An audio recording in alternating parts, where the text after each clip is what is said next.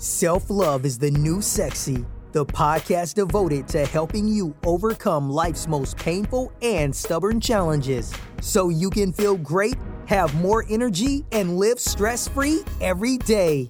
To reach your full potential, simply work with the powerful spiritual principles that are readily accessible to everyone. It's easier than you think, and on today's show, W. Mark Watts is going to show you how starting with self-love is the key to joyously and harmoniously making that happen.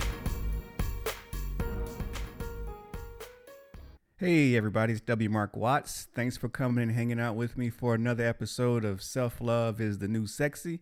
And in today's episode, I want to give you just a little bit better feel for my story and kind of what brought me to the point of where we're actually making acquaintances via the podcast. And it's really simple, and I've alluded to it on some of the other episodes, but I want to go a little bit more in depth just to kind of give you more of a feel for really who I am and where I'm coming from. So I've actually started studying, I would say, self-improvement or thinking differently instead in terms of working a solid 9 to 5 only, just looking for other options. I would say that probably that journey started for me back in maybe 1999, 98, 99, when I was unhappy in my corporate job and then went through a layoff and just really was wondering, what am I going to do with my professional life? Because I don't feel really comfortable with what I'm doing. I'm not excited about what I do every day. So what are the options? Like, what am I really going to do with my life? So I started asking those questions, and I started going to the bookstore and looking through books, and started online just looking around for things. And I bought my first book, which I think is The Power of Thinking Big. And I read that, and it started to open my eyes, or started me on the road to thinking differently than, what we grew up with. Go to school, get a college degree, get a 9 to 5, the white picket fence, and retire and get the little watch and, kind of ride off into the sunset. And that never was me. But I didn't have any examples or didn't know what else there was out there for me. So that journey started there. And then I'll fast forward to roughly about 3 years ago, where I had been in a relationship with a wonderful lady. And I'd actually moved from the South, moved from Atlanta, Georgia, here in the U.S., up to Detroit, Michigan, which is where she was. And we carried on, and we were in relationship for, at the time that it ended, 12 years, a little over 12 years total time. With a little small break in there, but for the most part, over 12-year relationship. And we had gotten to the point where our kids were graduating from high school and ready to move off into college, and which is what we had planned. And we had started discussing seriously getting married, putting some rough timetables to that idea and that thought. And that's what we had been working toward for the majority. Once we were obviously really serious with each other, and so we were moving toward getting married and had set a tentative date for the summer of 18.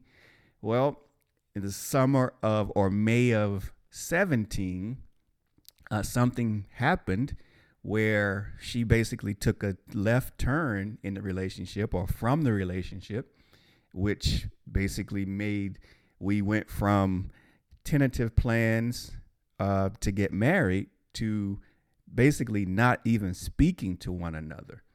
And, of course, needless to say, that was a huge, huge change. And there were plenty of emotions on my side. And subsequently, a couple months later, I moved from the Detroit area back down south to Charlotte, North Carolina, which is where I am now.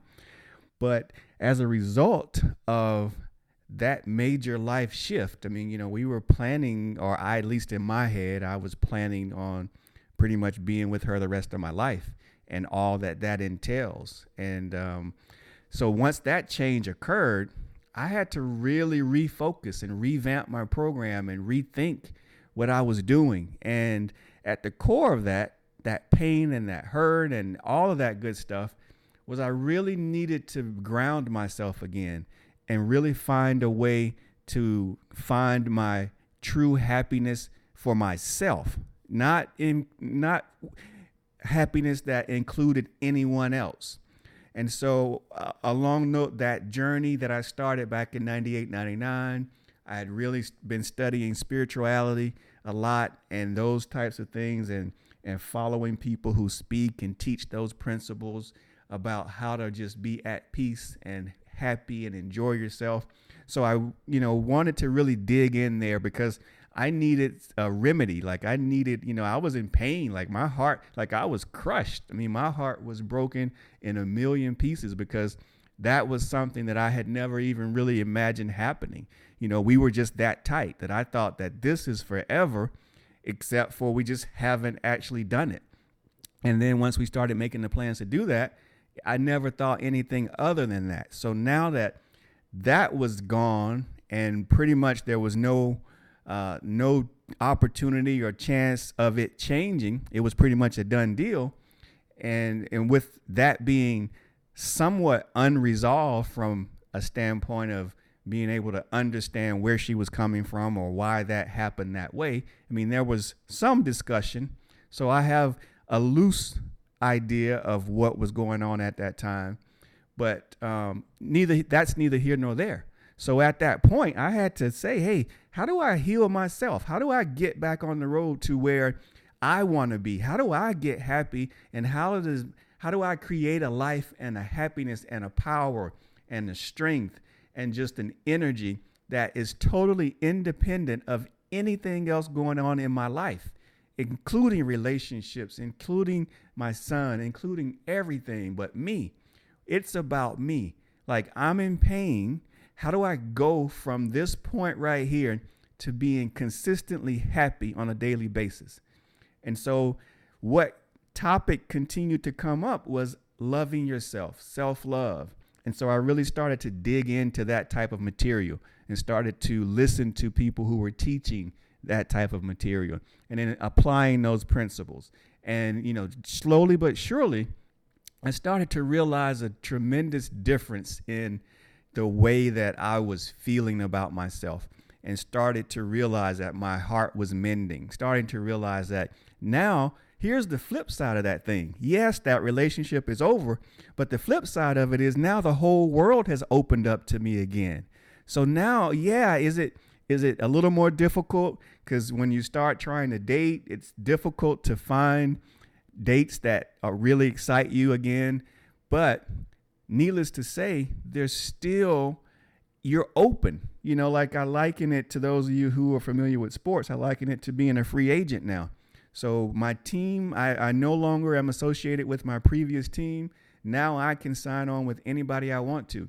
So I get to basically start over. So in starting over, what am I looking for? What do I want to do? Where do I want to live? What am I open to? What types of women do I really like? Like, what's my dreams? So I started to dream, and I started to practice loving myself and forgiving, starting with myself and then moving on to others, and really, meditating and staying positive, having a positive outlook, being open. All the things that I've talked about so far on this podcast are the things that I've done and I do on a daily basis to maintain my high vibrational energy, to maintain that happy place, to maintain the joy and to build on it. Because when you're happy, that should be your new set point. That needs to become your new set point, because that's what we're here to do. And just case in point, the next time that you are around kids, little children, or you drive by a park or a school and you see kids playing, look at the kids playing and just watch them. I mean, when they are playing, they don't have any other cares in the world. They are 100% focused on having fun. They're laughing, they're smiling. They don't care about anything else in the world. And that's the thought that I have in the back of my mind in terms of how I want to feel, because we all have that inner kid in us, and that's the way we should feel. Now, are there times when, of course, we can't laugh and joke all day long because there's things that we have to kind of be more serious about to take care of? However, we can set our lives up so that those things that we do like that still set our hearts on fire, still excite us and make us feel that way on the inside. And then once that time is over where we don't have to be professional and be serious, we can very readily switch back or slide over to that place of joy again, where we're really feeling good and blissful and happy and all that other stuff. And that becomes infectious for other people. So not only does loving yourself make you happy and give you everything that you want, but it's infectious, and people around you notice it and they feel good about it. But unbeknownst to them, it actually rubs off on them. Now, it may not last very long, because that's their prerogative to be and feel the way they want to feel. But when they're around you and you're feeling that way and you're happy and things are rolling off your back, nothing's getting to you, every day's a sunny day on the inside, you affect the universe, you affect humanity, you affect those in your immediate environment in a way that we're intended to do, we're supposed to do. And I believe that's part of our job as well. But it all starts with getting there first. You have to get there first. You have to fill your cup, and you have to continue to refill that cup so that you have plenty to pour out. Keep it filling so that it's overflowing, so that, it's not even a big deal at all for you to pour into other people, because again, that's what we're all here to do. So I hope that gives you a little bit more of an idea of where I came from and why I do what I do, and just, the depths of which I come from. And so I believe wholeheartedly in the concept of self-love and all that it means for you, just how important it is. And once you exercise once you exercise the ability and take the time to dig into it, I'm telling you, it is the best thing that in the world that you can actually do. It will affect every aspect of your life. You will feel better than you've ever felt, and you will be able to maneuver and manage and roll through life the way that we're intended to. Good times can last as long as we want them to last. It's less about what happens in your life, and it's just so much about how you respond to what happens in this world and in the life, and the viewpoint, your beliefs, how you view these things. And again, just keeping yourself happy. If you will focus on keeping yourself happy, man, it is such a beautiful thing. So I've kind of gone on a little bit longer than I had intended to here today, but I hope that gives you a little bit more of a background on where I'm coming from and my ideas, and just why I do what I do, because I truly enjoy the work that I engage in now. I truly enjoy working with people every day and sharing my story and my experiences and the lessons I've learned, in hopes that, if someone needs some help, then I can be there to help them, and then ultimately they can be there to help someone else. So that's all I have for you guys today. Again, thank you so very much for hanging out with me, and I look forward to talking with you all again very soon. Take care, everybody. Bye. You've been listening to Self-Love is the New Sexy with W. Mark Watts. If you enjoyed today's show, be sure to tell a friend. Also, make sure you never miss an episode by subscribing to our show on Apple Podcasts, Stitcher Radio, or wherever you listen to podcasts.